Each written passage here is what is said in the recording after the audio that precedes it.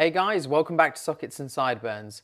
So something a little different for you guys today, kind of a channel update, where we've been, where we're going type of thing, with a look at some tools that we got sent over.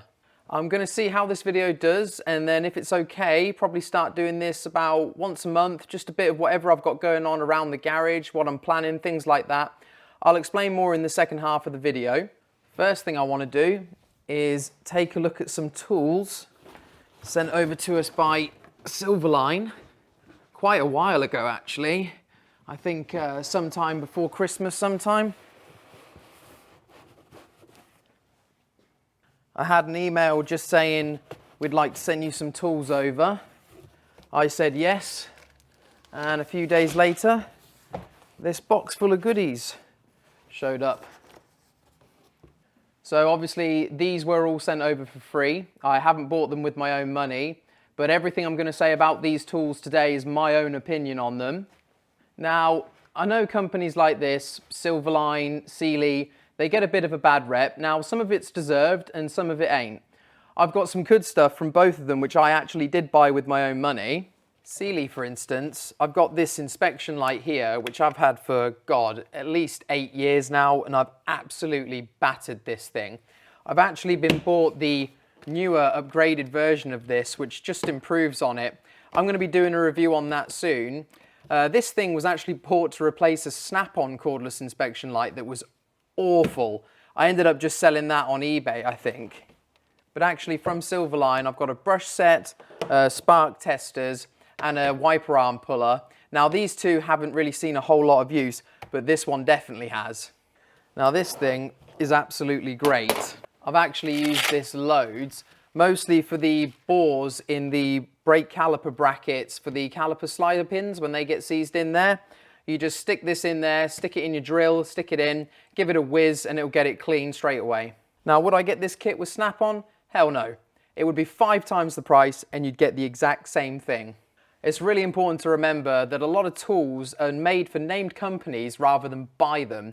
Hence, you can get eerily similar looking stuff from several different companies, but then sometimes some stuff is actually exclusive to them. Companies like Snap-on and other big dealers will take these tools and then just sell them at markup when they rebrand them.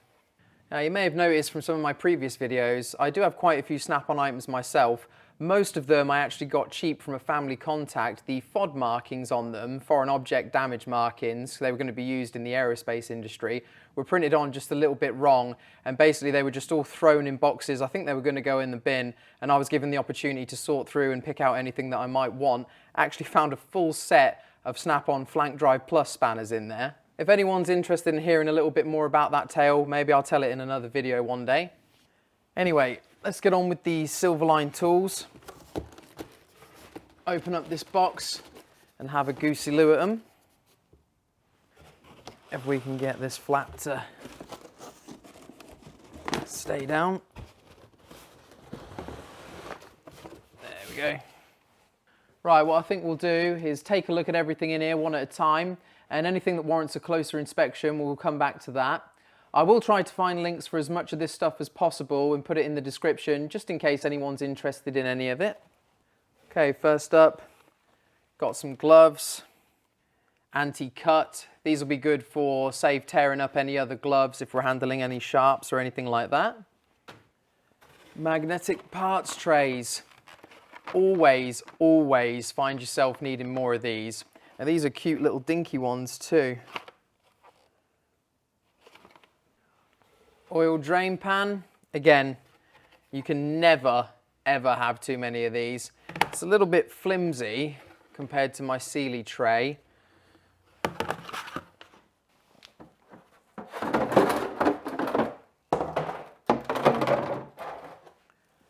You'd struggle to break one of these, whereas this perhaps not so much.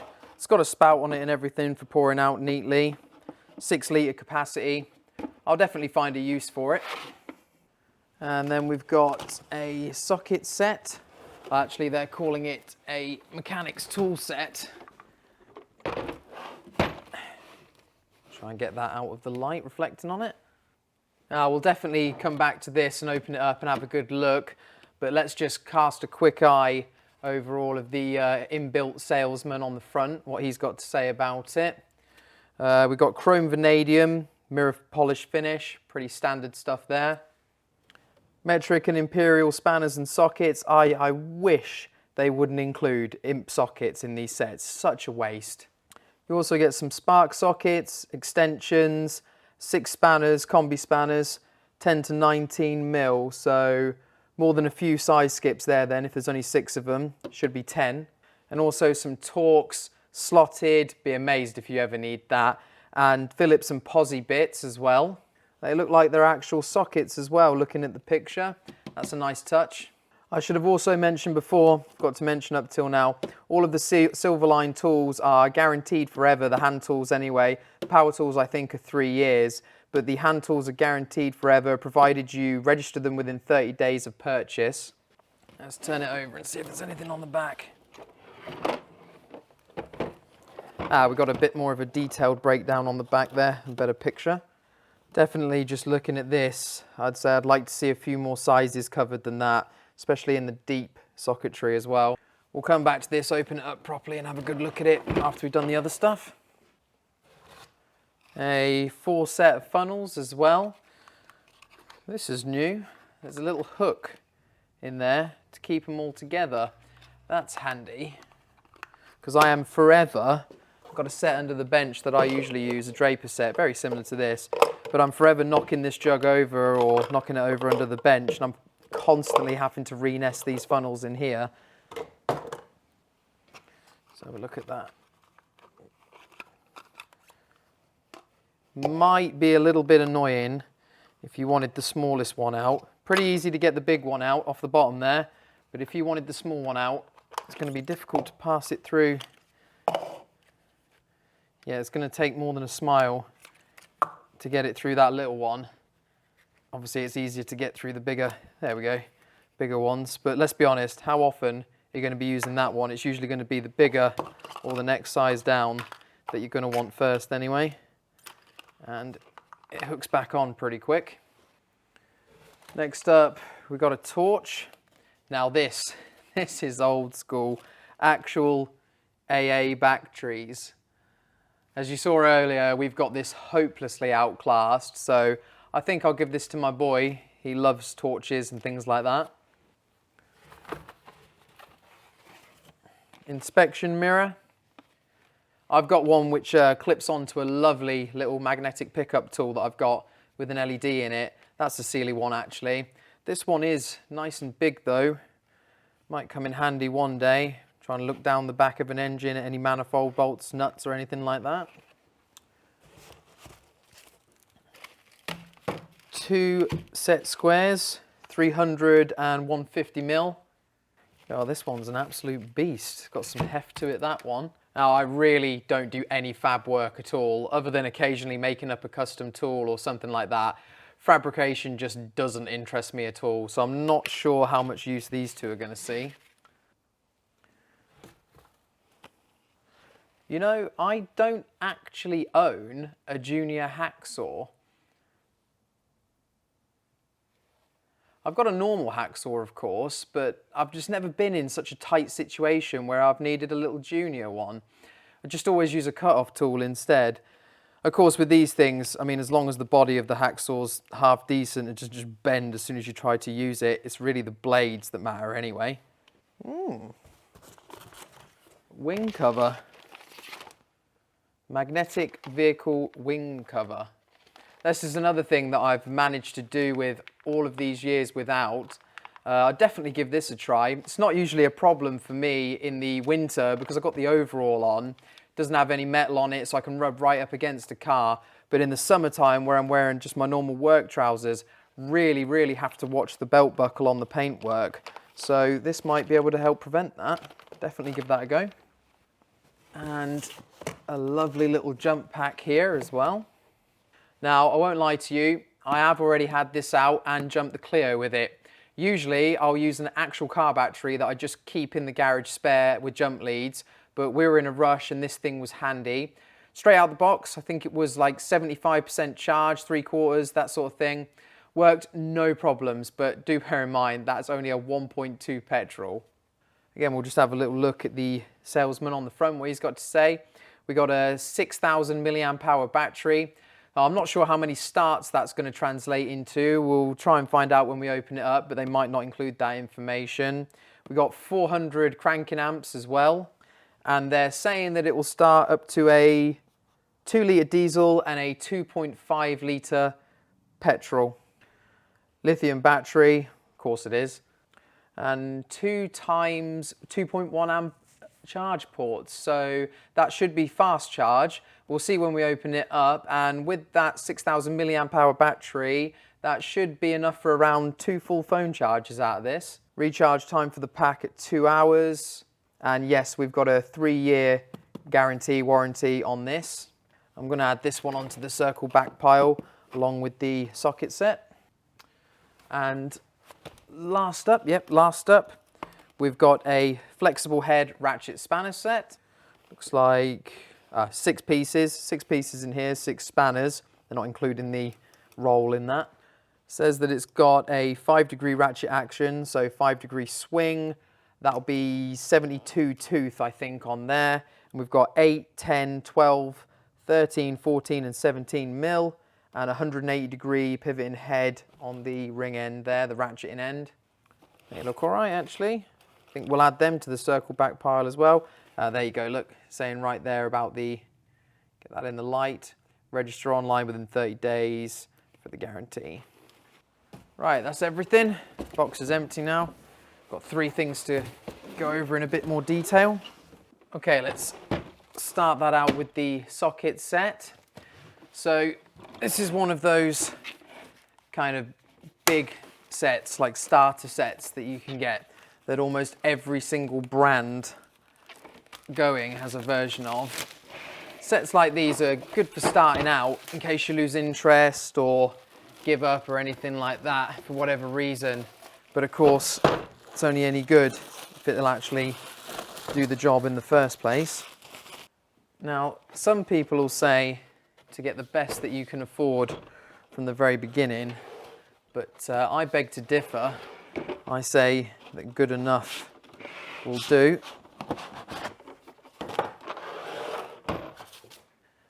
I think people who write these kind of sets off, the main reason, oh dear, look, quite a few bits have fallen out there. The main reason they'll give is that these sets will serve no purpose once you upgrade to a better set. But I say no, these sets, what they're going to do is end up in your bottom drawer as you upgrade eventually. Used as like spacers on your press, or they're good for grinding down, making special tools. You do not want to be grinding down a snap-on or a FACOM or any other top brand socket or spanner just so you can get it in somewhere, do you? Now, incidentally, that is exactly what's happened to my starter set. If you just hold on a second, let me grab the other camera and I'll show you. So, over here at this box, down in my bottom drawer, that's where my starter set ended up. Just down in there, that's the set to batter, to grind up, grind down, make special tools with, whatever. There's actually something that I made with one of the sockets. I think I used one of the imp sockets though.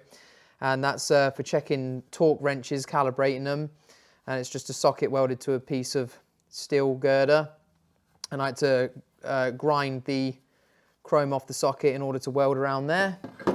And then in the next drawer up, there's the spanners from that set as well. That just ended up in that bottom drawer, along with other spanner sets that I bought for different things. Like these have got slim jaws on for doing holding the Cali guide pins on the Renault carriers, because they're usually quite small. All right, let's just see if we can get this set back together quick. I'm assuming this piece of, I've seen this before on these starter sets, they put this bit of foam in to try and get things to stay in place, but obviously hasn't worked very well. We'll give that a test when we finish up. I'll give this a bash and see how easily everything falls out. All right, we're looking for the 12 and 13 deeps first. There we go. They seem to clip in quite positively. However, they seem to have, I mean, it might have been bashed around a good few times before it got here, who knows. So we'll have to give it a fair test when we are done looking at the insides, and we'll see what it does take to bash these out of place.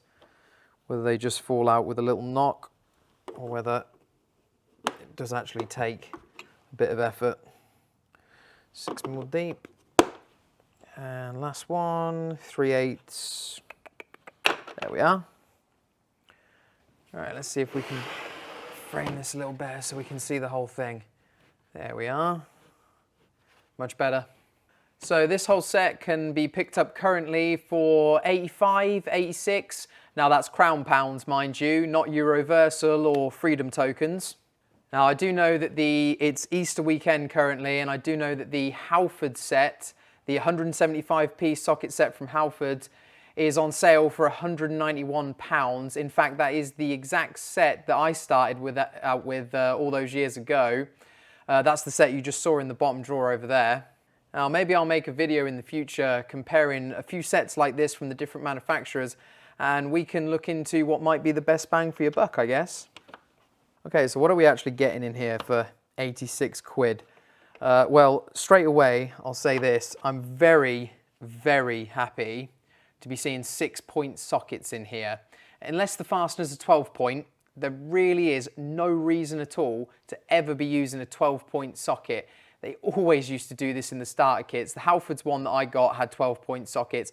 I know they've switched out to 6 points now, but that was the right thing to do.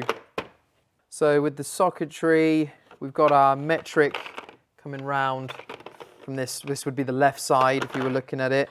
Stopping at 27mm, starting at 10mm, going up to 27mm on the shallow sockets. So that's 10, 11, 12, 13, 14, 15, 16, 17, 18. No 18. Straight over to 19, skipped out 18. Do we have a deep 18? Doesn't even go up to that, goes up to 13. So missing out 18, 20, 19, 20, 21, 22, no 23, 24, and then over to 27. The 24 over to 27, that's pretty common, as is ditching out the 23 as well. But missing out even a shallow 18, I mean, on Renaults, there are 18s, plenty of them. You've got the strut 2 hub nuts, they're 18, so that's not great. And I think the Cali bracket bolts are 18s as well. There's definitely plenty of use of 18s on Renaults. And then we've got the imp sockets going from 3/8 up to, that's 15 16ths, 1/116. I don't know anything about imp sockets. We're in the UK here, and I believe that this is generally marketed to the UK and the EU. I just really don't see why we'd have imp sockets in here. It's just such a waste of money that could go into more metric stuff for the kit. Also down here we've got a uni joint, pretty common, and 2 spark sockets as well, 16, 21. You're going to need smaller sizes than that for most cars anyway. You're going to need for the Renaults anyway, much smaller one. What is nice to see though is all of these, you've got Torx, posi sockets. Don't very often see this included with the kits, not proper sockets anyway. Don't very often see that. You've got, where do the T start? T30, 40, 45, 50, 55 and 60. That's pretty comprehensive. And the hexes are, unfortunately, we're stopping at 6 here. So we're starting at 3, 4, 5, 6. I'd like to see especially a 7 for caliper pins. That'd be nice, get a lot of that. And an 8 would be good as well. And then we got some posi Phillips bits as well. We actually got posi bits, or are they all just Phillips and they've gone wrong on there? We got a posi bit. So they're good for, sometimes you'll find air filters held in by things like that. Phillips screws and whatnot, Torx screws. Can't say I've ever really needed a standard working on a vehicle for anything except maybe those plastic trim screws, sometimes standard. Also have a quick look whether these sockets have, and they do appear to have, you've got that relief in there in the points. The copy of flank drive that Snap-on painted for years, and then as soon as it ran out, everyone ran off and did it just to relieve the stress on the corners. Looks like we've got that in there. Definitely got a, you got a circular on there. Ratchets, I think we got all three drive sizes here, 1/4 inch, 3/8, and 1/2 inch. It's actually quite fine tooth. I'm surprised at that.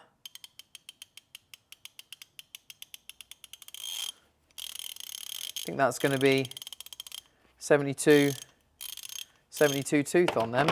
That is surprising. I expected those to be 45 tooth. Let's have a feel on all of them. That does strike me as particularly that 3/8 one.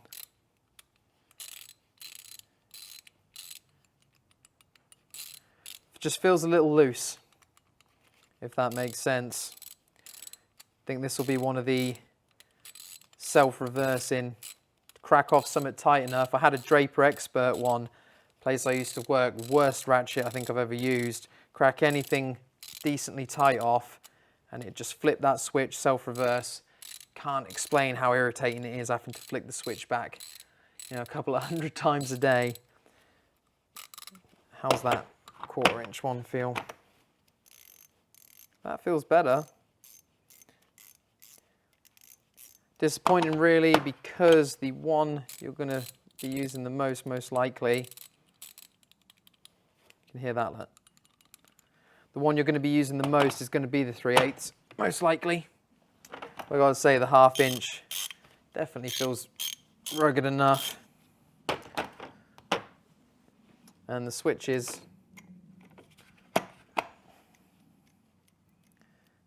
they don't feel the best, to be honest. But for a price point like this, you're not going to be getting the best. I mean, you can see that, watch that switch, how that sort of moves. Doesn't actually pivot around that center point there. It's moving all the way, we're left and right. Doesn't inspire a whole lot of confidence. Let me get out my, it's very similar.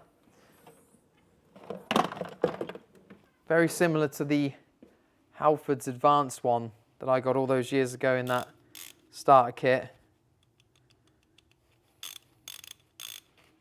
That's the 1/2 inch. Switch has a lot nicer feel on this. This one is 45 tooth, mind you.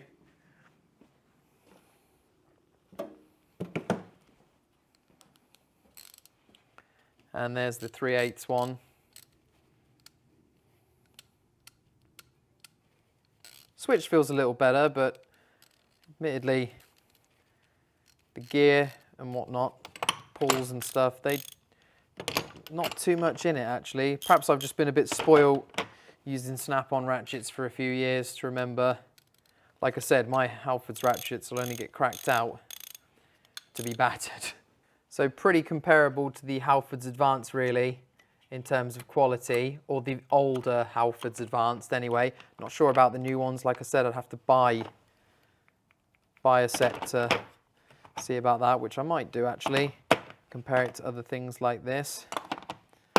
But for the money, moving over to the right, we've got more metric sizes here, shallow, more imp sizes, shallow, and the deep start here. There are no deep Imperials, so that's good to see. At least they're not wasting any money on that. I'm assuming this is going to be the 1/4 sizes over here. Well, those ones are held in well enough. Can't even get that out. Yeah, that's the 1/4 sizes. 1/4's running from 4mm up to 13. Sometimes with these kits, they'll completely missize the where the crossover points are for the drive sizes, where they're running through on multiple drive sizes. And then you've got from 10, where did the 3/8 stop? So for 1/2 inch, the 3/8 runs from 10 to 19, skipping out that 18 though. Got every other size, 12, 13, 14, 15, except 18. And the 1/2 inch, I mean, we're only running from the 20 up to the 27 for the 1/2 inch. So not a whole lot of socketry being put onto that 1/2 inch. I would like to see, if you're doing suspension, most of the suspension bolts you're going to encounter are going to be sort of, you know, from 16 maybe up to 20, but usually going to be 18, 19. Would be nice to see the 1/2 inch sockets dropping down to there, but they've got them all on the 3/8, and you're probably not going to get the leverage you need to take them off. And of course all the bits are 3/8 as I said as well. And then the deep socketry starting at 6, that's 1/4 inch. Where does it transition over? You got 6, 7, 8, 9, 10, 11, 12, 13. That's all in 1/4 inch again. They really have, I mean the 1/4 inch is essentially a complete socket set there on the metric. And then the 3/8 is going from, yeah, there's the 3/8. You're going from 10, you've only got 4, you're going from 10 to 13. 3 extensions, 1/4 and 2, I'm assuming they're both 3/8. Well, some of this will fall out, some of it definitely won't. Yes, they're both 3/8, so no 1/2 inch extensions at all in here. And then we've got the spanners, so we're going 10, 12, 13, 14, 17, 19. So it would have been nice if, I mean, they're skipping socket sizes. Would have been nice if you could have made it, perhaps stick an 18. I know 17 and 19 are the most common, but you could have stretched to 1 extra spanner, I think, and ditched these imp sockets. Anyway, let's have a look at these. Let's get the 19. Again, it's pretty comparable to the Halford's Advanced ones that I've got. Let me get the Halford's Advanced 19.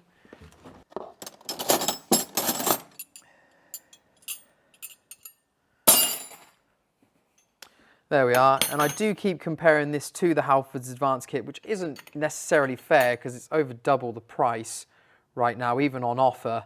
So obviously you're going to get less. But the Halford's Advanced, a little bit longer. There's no fair competition comparing this Silverline one to a Snap-on. Again, you've got the flank drive copycat on there. The ring is actually, I don't know if you can make that out, but the ring is nowhere near as deep.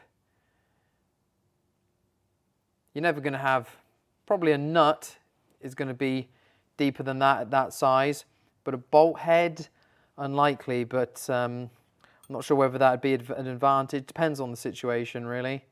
Got the same crank on the angle,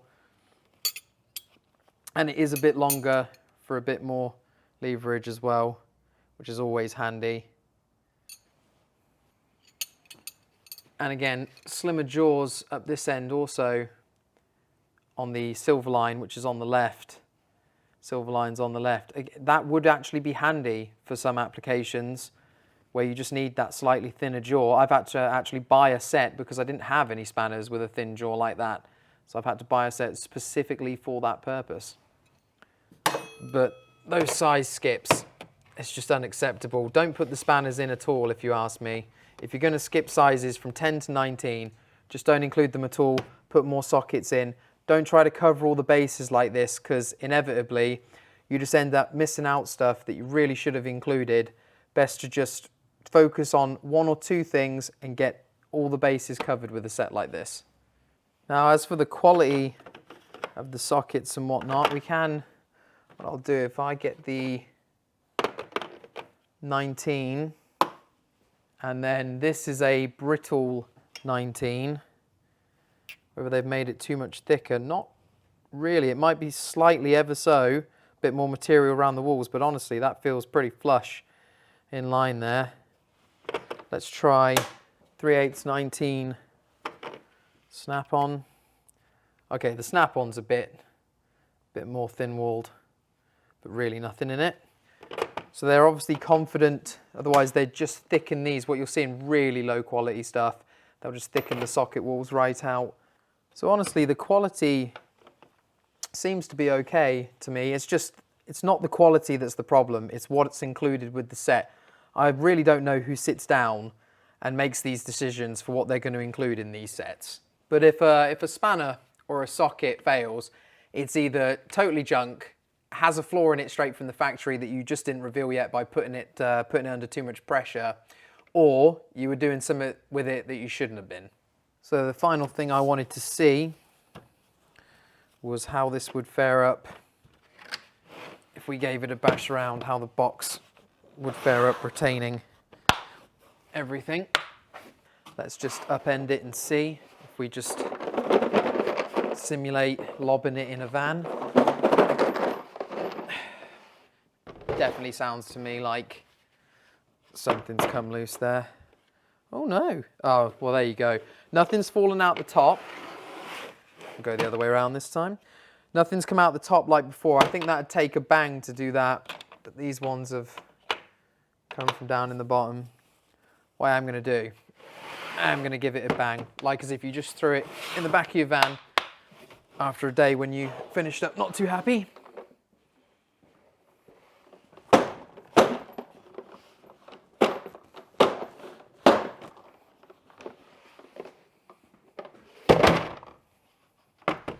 And let's see. We've lost one out the top. That's not too bad, to be honest. All of the sets that are placed in these kind of boxes, they all do this. My Halfords one did it. They stick these little foam things in to try and negate it, but you really can't. So, final thoughts on it. As is usual with these kind of sets, they're getting some things right and they're getting some things wrong. Quite a few things wrong, really, mostly just with what they're missing out that you really would expect to have in here. In terms of what's going to break in here, what's going to let you down eventually, I'm going to go with it's going to be one of the ratchets. I've got no field experience with their socketry or any of their bread and butter hand tools, Silverlines, but just from the feel of that, I've dealt with ratchets like this at this sort of price point in the past, and that's what's going to let you down in this set, if you ask me. One other thing you might find is they won't be too nice to work with day to day. So this is definitely, in my opinion, for a DIY type application, these ratchets would probably be fine for that. Although, again, like I said, they are, in my opinion, what would let you down first. Just a guess, obviously, but just from the feel of them, that's an educated guess. I've definitely handled far nicer feeling ratchets than that in my time. Sockets all seem fine, spanners seem fine. It's just what's missing that should be there. I think this set's just in major need of an update. The Halfords one has changed a lot since I bought it. It's got 100 teeth ratchets now. They've ditched the imp sockets and replaced with things like a breaker bar and wheel bolt sockets. I know this Silverline has been the same since 2011 when it won Car Mechanic magazine's Best Buy. But if anyone from Silverline's watching this, this set seriously needs updating. Ditch those imp sockets and get a full set of spanners in there with some updated ratchets as well. Saying all this though, the Halfords one is over twice as much money as this one. From my point of view, if you really can't go above 100 quid or you don't want to, I doubt you'll do a whole lot better than this. But if you're really serious, try and get up to that 200 mark and either get the Halford set or something similar like that. Right, let's pack this up, get our next thing, which is the jump pack.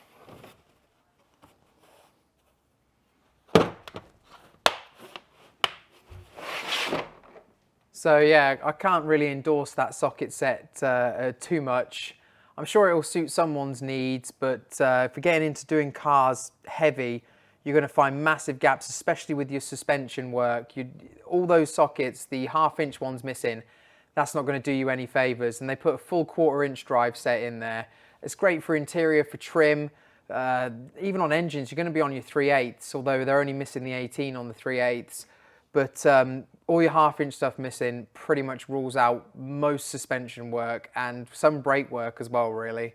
However, this little jump pack, definitely can endorse this one. So I found the price for this online. I can't find an Amazon link for it at the moment, but if it does come on, I'll put one in the description, so do be sure to check there. However, this is on eBay and places like that for under £60, which is in line, if not cheaper, than most of the jump packs like this, the little ones that will go in your glove box. And most of those jump packs are from some random name that you're never going to have ever heard of, and at least you've heard of Silverline. Right, let's open this up.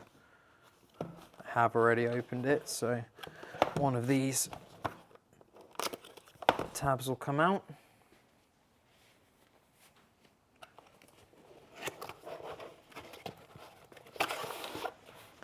And it's a nice case that'll easily fit into your glove box. And that's what these units are really meant for.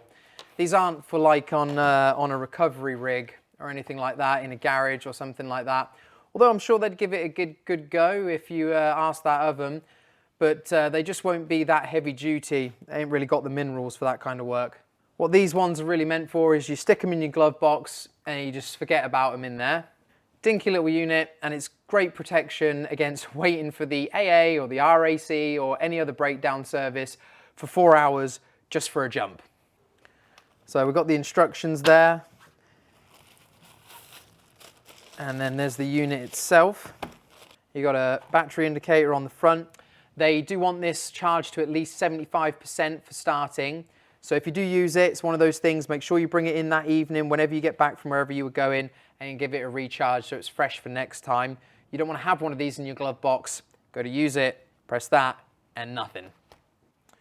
And of course you've got your USB ports on the front there. You've got one, I think one's going to support fast charging there. The other one perhaps not quite so much. And you've got a cable here which has got micro USB, Lightning, and USB-C as well from the universal connector, the USB. And that is not going to support fast charging. So you're only going to get fast charging if you actually have your own cable for your relevant device in the car. But having those three there, that's going to be better than nothing if you're in a pinch. Now, you've got this attached to the clamps. You've got this handy little bit here. Basically, they've tried to make this as foolproof as possible. You've got protection against incorrect connection, and also it's not going to let you crank for too long. You hear people trying to jump and they'll just crank and crank and crank and crank. This will stop you from burning out the pack, or worse, burning out your starter motor.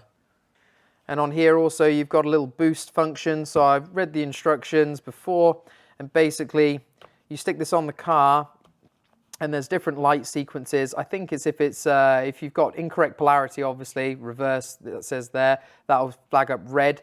You switch them around, but try not to do it in the first place. And if you've got it correct, it'll be green. If you've got blinking green, that means the battery's too low to start right now. You press the boost button, I guess it gives a surge or whatever. You just wait until the light then goes solid green, and then you can try and crank. Let's have a look at the clamps as well.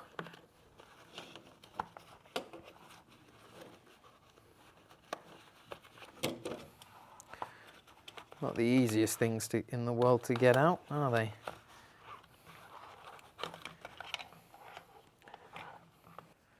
So the only thing I'll say about the clamps, that's 10 American wire gauge, it says on those. They got good anchorage into the clamps themselves.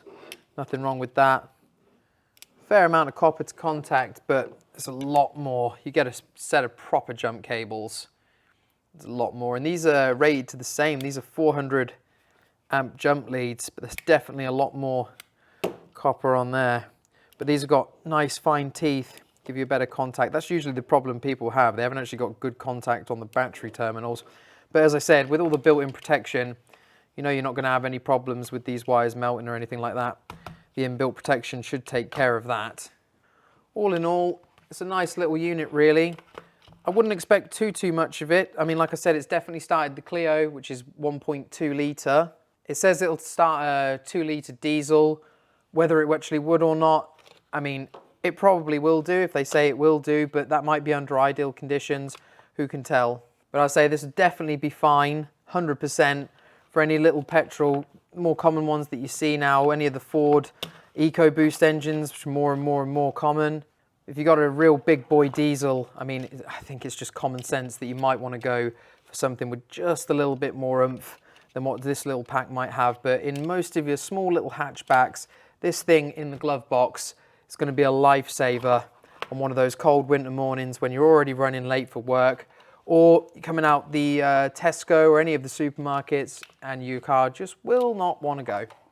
Save you sitting around for, I'm going to assume, at least 4 hours. It was 4 hours before COVID or any of this stuff happening, so God knows what the wait times for the recoveries are now. Nice little unit, really. I've not really covered everything about it. gone over it in detail, put it through some tests either.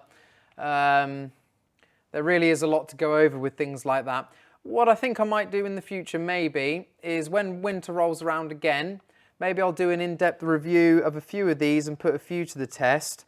Sort of pit them against each other of these little types and see what they can really do. I'll get some, I'll find out. I'll get some big boy engines over here. I think the biggest we've got here right now, we used to have a 1.9 turbo diesel, but unfortunately that went to the scrap, man. So the biggest thing we've got right now would be a 1.5 diesel, but I'll see if I can't get my hands on a 2-litre diesel and obviously smaller petrol hatchbacks like the Clio, and I'll put a few through their paces perhaps next winter. Right, last thing for a closer look, this little flexi head ratchet spanner set.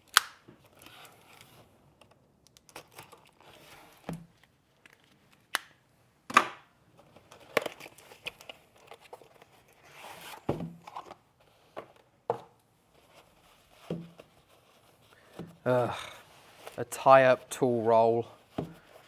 Can't see these staying in there for very long. If anyone would buy them, you want to keep them in there. Velcro would be much nicer. All right, let's have a little look at these. Quite short would be my first impression. We're going from, we've got 8, 10, 12, 13, 14 and 17. They do seem to be, perhaps that's just because we got that there, that's my impression of it. So the pivot action on the ring end, that seems pretty nice on the, let's check all of them. Not too stiff, like what you get on the flex head spanners, although it wouldn't be nearly as much of a problem on these as it would be, sorry, on the flex head ratchets. That one's a little bit loose, where you get the floppy heads after a while, but it wouldn't be so much of a problem with these really. That feels quite positive on the ratchet there. Let's try the 17.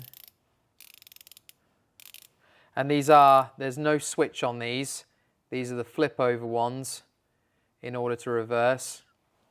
Now different people have different opinions on that. I mean, obviously you've got it dead straight, so there's nothing in it to just flip it over on your fastener. There's not going to be any change in your ability to access it, like when you have on the cranked ends like that. If you flip over, obviously you've got to change. And since you can pivot that anyway, makes no odds either way, even if it was. Some people like to have the switch on there to flip it and reverse it. Some people don't. But generally speaking, if you're on that tighter access, can't get a ratchet in there and you're resorting to using a ratchet spanner like that, you kind of don't want to switch on there, because if you're too close, you could knock it and reverse it anyway. There's not too much to say about these really, apart from, I will say, that action there, that's a whole lot nicer than their ratchets, I'll tell you that now.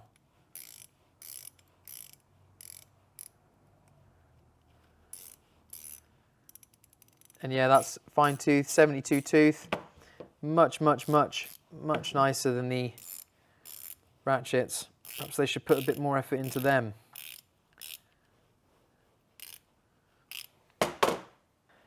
A nice little set that, but again, the size skipping.